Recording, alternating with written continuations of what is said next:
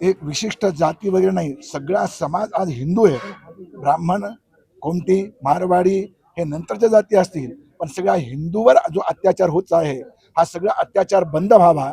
आमच्या माता भगिनी सुरक्षित राहाव्यात, आमचे मठ मंदिरं सुरक्षित राहावेत, आमचे जे काही धार्मिक स्थळं आहेत ते सुरक्षित राहावेत.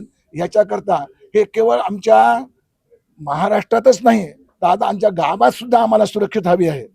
आमच्या गावात सुद्धा असे अत्याचार आमच्या माता भगिनीवर होत आहेत.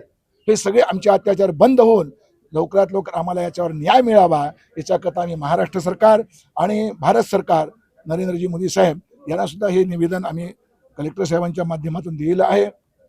लवकरात लवकर ते दखल घेतील ही आम्हाला, आणि आपण सुद्धा हे कार्य करावं ही आपल्या सगळ्यांना आमची विनंती आहे. कि हिंदू समाज ने एकता से यही एक सरकार से आशा रखी है, हिंदुओं पे होने वाले अत्याचार बंद हो, बांग्लादेश में जो हो रही संस्कृति विनाश की प्रवृत्ति जल्द से जल्द भारत सरकार बंद कराए।